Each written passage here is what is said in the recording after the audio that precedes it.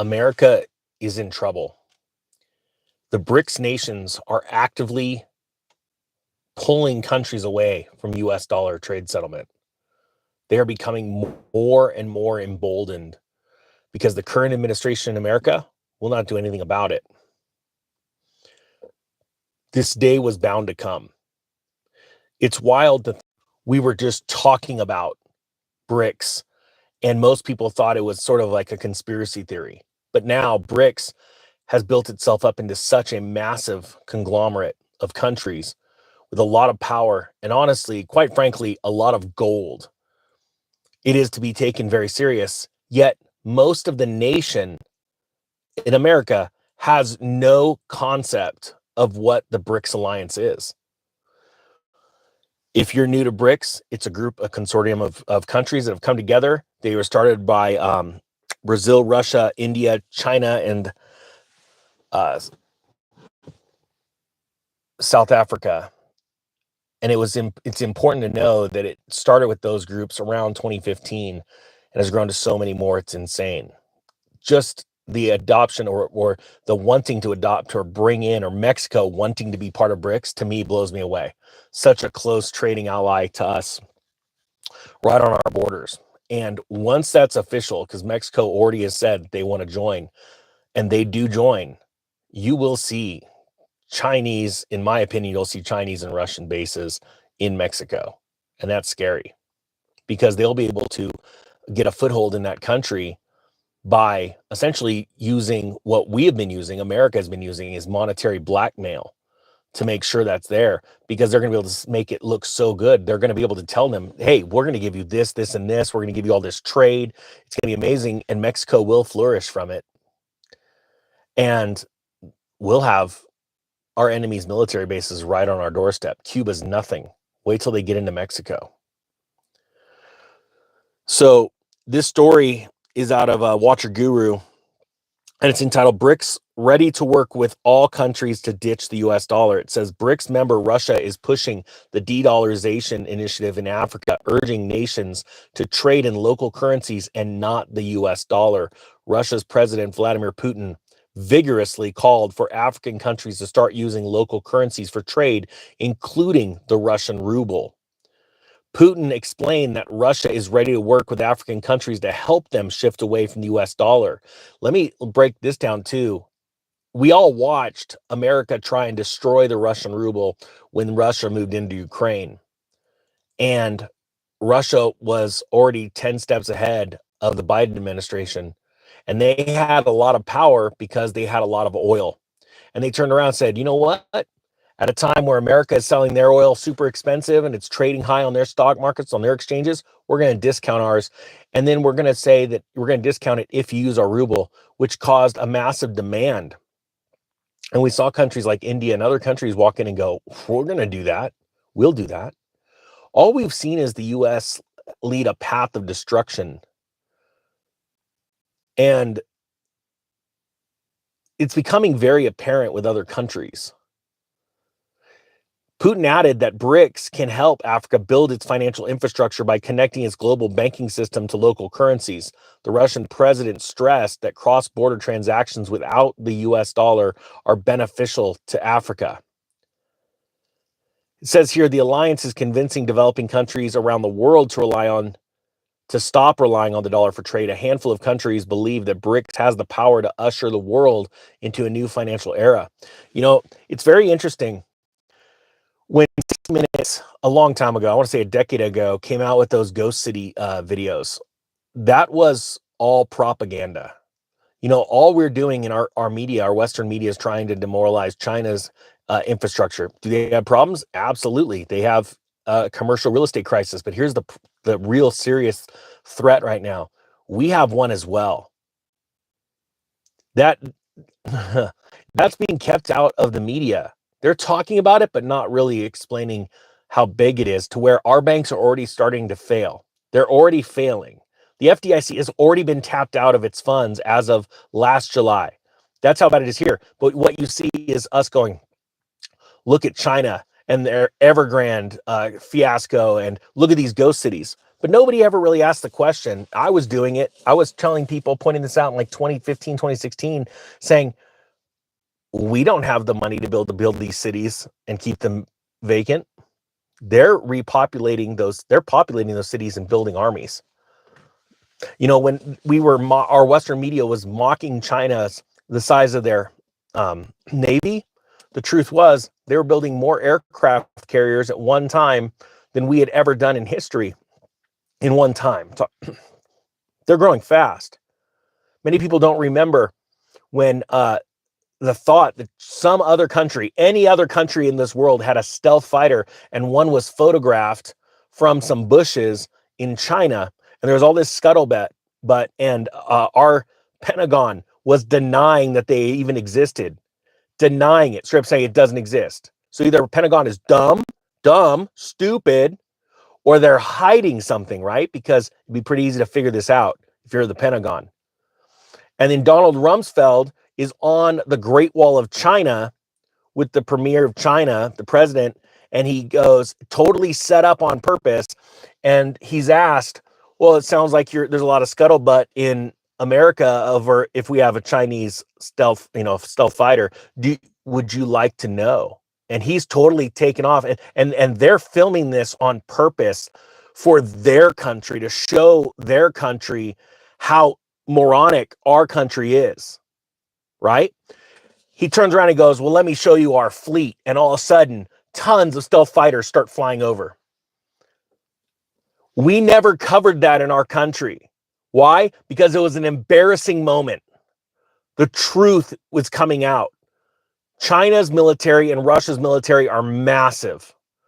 And this attack, this horrible, horrific terrorist attack, a bunch of cowards that fire into a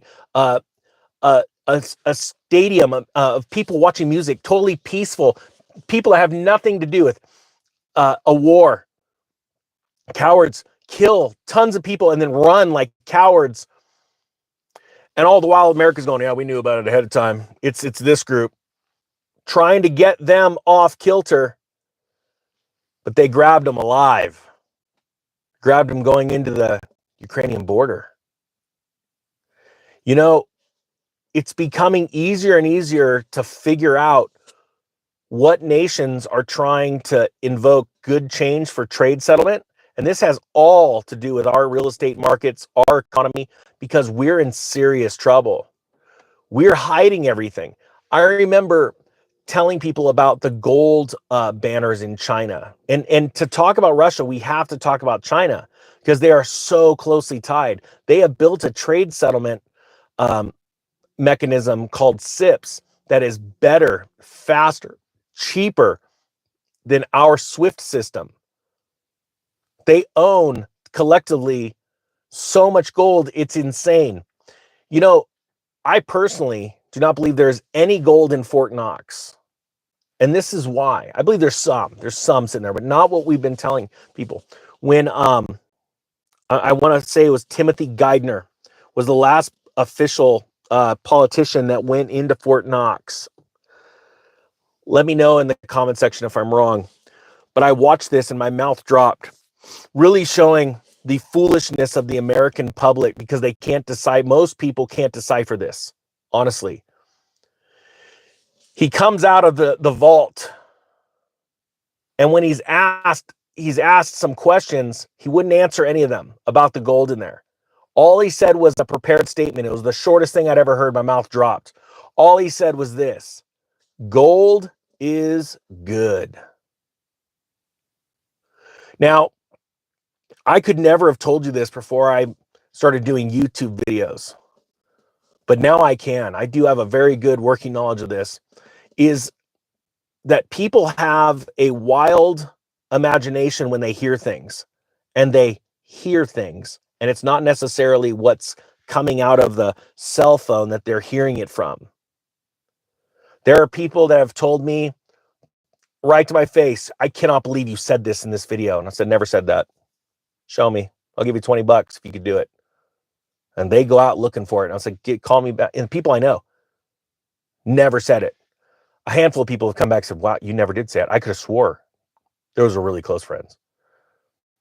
When Timothy Geithner, I believe it was him, said gold is good, do you know how many people just took that as, oh, the gold's good? It's gold's good. It's in there. It's not in there. All these countries are banding against our country to destroy our country from within, and they're using it's an economic war.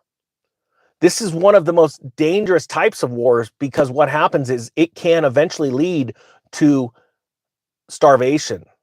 I don't think that's going to necessarily come here. I believe there's going to be some famines in this land. A lot of which, what most people do not understand, is that China, India, Saudi Arabia own a lot of our farmland. I know this personally because my brokerage that I was part owner in, we specialized in large transactions, agriculture transactions. And I got to rub shoulders with some pretty big people in the agriculture real estate space on a national level. And the stuff that was going on with these, like Saudi Arabia, for one instance, has an office in California that all they do is through a third party company, they acquire farmland and then they raise the food and they ship it off to another country. And it's a dirty thing that all politicians know about. And what they do is they get excited because they want to ship, let's say, our avocados across the country or to another country. And then they want us to eat avocados out of Mexico. Why? Because they get to tariff it, tax it. It's a hidden tax.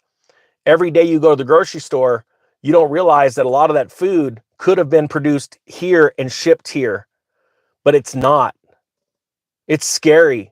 It's an economic war. And people need to wake up to this. So what do? You need to get rich because our ruling class, which is honestly the politicians, think of them as you've got a king right now that could do whatever he wants, and all of his lords and bishops are the politicians, doing his bidding, setting laws and slowly tightening a noose around everybody's neck. They don't even realize it. This is return to serfdom. If you don't know what a serf is, read about what a serf was in medieval times, and you'll start to really put some correlation between us, the American public, the middle class. The middle class. The poor will always be poor, okay? They have a poor mindset. I'm just, change your mindset, you change your life. End of story. That is the truth. So there's always been poor people because their mindset throughout the ages. It's the middle class that are the most dangerous to a government. And the governments all throughout time know this because they spend time hiring historians to study other past governments and why they fail. That's why we had what's called Operation Paperclip. If you don't know what that is, that was an operation where the government took a bunch of Nazi officers and scientists and they gave them new lives over here. Pretty scary, huh? Because they wanted to study them like crazy and get all their information. And if you look, since World War II, we've slowly been turning into a communist government, moving into socialism. And you look at how long Germany took to turn, you go, you know what? There's a lot of similarities here. I hope people realize how serious this is. Type 1 if you agree with this. You understand my theory or my thesis. Type 2 if you don't. And actually, you know what? Ask questions down below and I'll go look at them to hopefully build better content for you. As well as I put a link to my newsletter. If you wouldn't mind signing up, it's free. You'll get updates of the videos that come out, news articles that I can share there.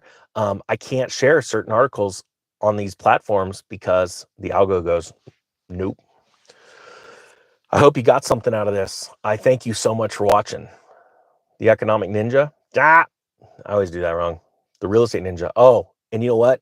I'm about to go over in about 10 minutes and start a live stream about this insanely woke bill that was pushed through, this pork bill, the $1.2 trillion spending bill to keep the government open. There's some disgusting things in there that our government's buying with our tax dollars. People need to hear about it. So if you wouldn't mind, in about 10 minutes, I'll be live there on the Economic Ninja channel. Hope you have a great day.